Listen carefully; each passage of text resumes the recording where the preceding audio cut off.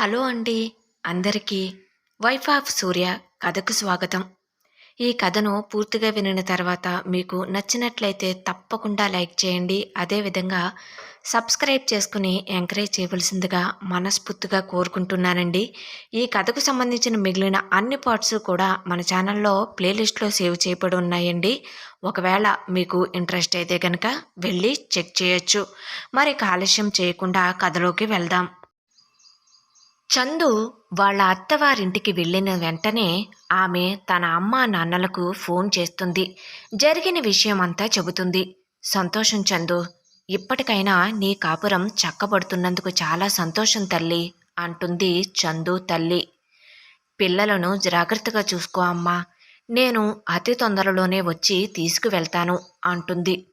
నువ్వేం దిగులు పడకు చందు, మేమున్నాంగా అని చందు తండ్రి భరోసా ఇస్తాడు.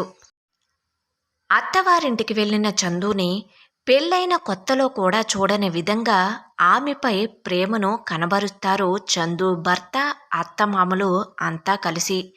చందు అత్తగారు ప్రతిరోజు ఉదయాన్నే స్వయంగా కాఫీ చేసి ఇవ్వటం, ఆమెకు ఇష్టమైన వంటకాలు ప్రత్యేకంగా తయారు చేసి పెట్టడం, చందు బాగోగుల గురించి అతిగా ఆరా తీస్తూ ఉండటం.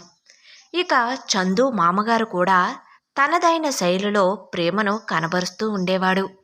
ఆమెతో ఎంతో మృదువుగా గౌరవంగా ప్రవర్తిస్తూ ఇంటికి కావలసిన వస్తువులను స్వయంగా కొనుక్కొచ్చి ఆమెకు అందించేవాడు. ఇకపోతే సూర్య కూడా ప్రేమ పూల వర్షాన్నే కురిపిస్తాడు. ఆమెను క్షమించమని వేడుకుంటూ ఆమె చుట్టూ తిరుగుతూ ఉంటాడు. చందు, నన్ను క్షమించు, నువ్వు నా ప్రాణం. నేను చేసిన తప్పును తెలుసుకున్నాను. ఇకపై నిన్ను ఎప్పుడూ బాధ పెట్టను.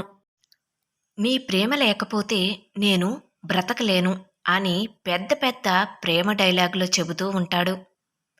ఒకరోజు మాటల సందర్భంలో, అమ్మా చందు, పిల్లలను ఎప్పుడు తీసుకువస్తారు? ఇంతకీ మన చంటివాడు పుట్టిన తర్వాత ఇక పిల్లలు లేకుండా ఆపరేషన్ చేయించేసుకున్నావా అంటుంది చందు అత్తగారు. లేదత్తయ్య, తరువాత నేను స్కూల్లో జాయిన్ అవ్వటం వలన ఇక కుదరలేదు కాబట్టి ఆపరేషన్ చేయించుకోలేదు అత్తయ్య గారు అని సమాధానం చెబుతుంది. ఓ అలానా, సరే, ఇక చేయించేసుకుందువులే అంటుందామె. ఇంతకీ పిల్లలను ఎప్పుడు తీసుకువస్తావు అని మళ్ళీ అడుగుతుంది. అత్తయ్య గారు, తొందరలోనే మీ అబ్బాయి నేను వెళ్ళి తీసుకువస్తాం అని బదులు చెబుతుంది.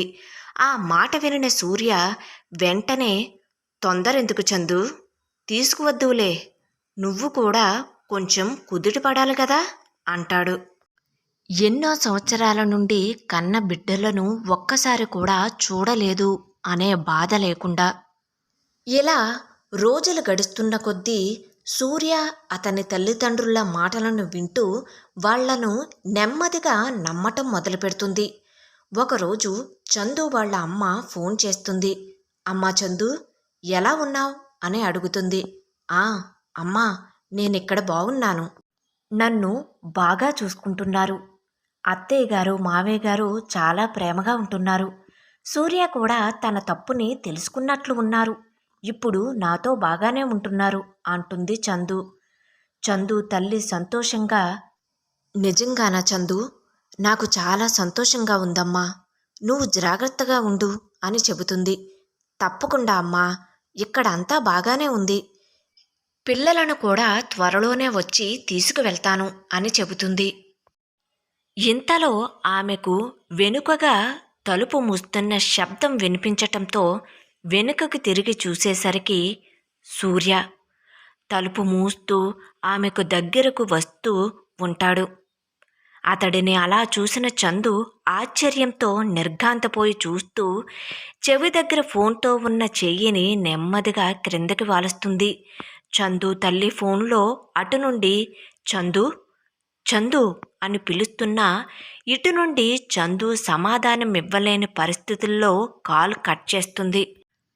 అతడు దగ్గరగా వస్తూ, చందు, నువ్వు ఇప్పుడు చాలా బాగున్నావు అంటాడు. చందు అతడి చూపుల్లోని మార్పును గమనిస్తుంది. అతడి కళ్ళు ఆమెను వేరే విధంగా చూస్తాయి. అతడి చూపు చందుకి పెళ్లి అయిన మొదటిలో సూర్య స్మరించిన నరకం గుర్తుకు వస్తుంది. పరిస్థితిని అర్థం చేసుకున్న చందు 2 అడుగులు వెనకకు వేస్తుంది. సూర్య నవ్వుతూ ఆమె చేయి పట్టుకోవటానికి ప్రయత్నిస్తూ, "ఏం లేదు చందు, మనం ఎప్పటి నుండో దూరంగా ఉంటున్నాం. ఇక ఎందుకు ఆలస్యం?" అంటాడు. చందు అతడి చేతిలో నుండి ఆమె చెయ్యిని విడిపించుకుంటుంది. అతడి మాటల్లోని అర్థం ఆమెకు స్పష్టంగా తెలుస్తుంది. అతడు మారలేదని, అతని ప్రేమ నాటకపూర్వకమైనదని ఆమె గ్రహిస్తుంది. సూర్య నవ్వుతూ మళ్ళీ ఆమెను పట్టుకోవటానికి ప్రయత్నిస్తూ, "అవును మరి, భార్య అంటే అలాగే ఉండాలి. నీ అందం నా కోసమే కదా" అంటాడు. "ఛీ, మీ నిజ స్వరూపం నాకు స్పష్టంగా కనిపిస్తుంది" అంటుందామె.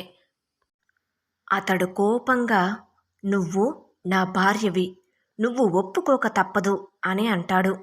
చందు నిర్భయంగా అతడి కళ్ళల్లోకి చూస్తూ, "లేదు, మీరు నన్ను ఒక మనిషిగా గౌరవించినప్పుడు మీకు నన్ను తాకే హక్కు లేదు. పెళ్ళైన కొత్తలో మీ ప్రవర్తన ఎలా ఉండేదో నాకు గుర్తుంది. మీరు ఎప్పుడూ నన్ను కేవలం మీ కోరికలు తీర్చుకునే ఒక సాధనంగానే చూశారు" అంటుంది. "నువ్వు ఎక్కువ మాట్లాడుతున్నావు చందు. నేను నీ భర్తను" అని గంభీరంగా అంటాడతడు. "భర్త అయినంత మాత్రాన నా జీవితాన్ని శాసించే హక్కు మీకు లేదు. మీ మాటల్లో ప్రేమ లేదు, గౌరవం లేదు. కేవలం మీ స్వార్థం, మీ కోరికలే కనిపిస్తున్నాయి" అంటుందామె. "అయినా నేను మీతో కలిసి ఉండటానికి ఒప్పుకున్నది మీ శారీరక కోరిక తీర్చడానికి కాదు. భార్యగా నా హక్కులు, నా పిల్లల హక్కులను నెరవేర్చుకోవటానికి" అని గట్టిగా చెప్పటంతో ఎప్పుడూ చందుని అలా చూడని సూర్య ఆశ్చర్యపోతూ, అక్కడ నుండి వెళ్ళకపోతే అల్లరి అవుతాను అనే భయంతో సైలెంట్గా ఆమె వంక కోపంగా చూసుకుంటూ తలుపు తీసుకుని బయటికి వెళ్ళిపోతాడు. వైఫ్ ఆఫ్ సూర్య కథ కొనసాగుతుంది.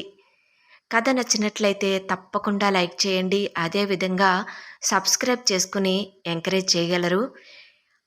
ఈ కథను నేను ఓన్గా రాయడం జరిగినదండి.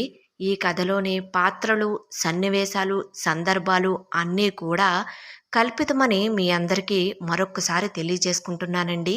కథ ఎలా ఉంది అనేది కామెంట్ సెక్షన్లో తెలియజేయడం మాత్రం మర్చిపోవద్దండి. Thank you.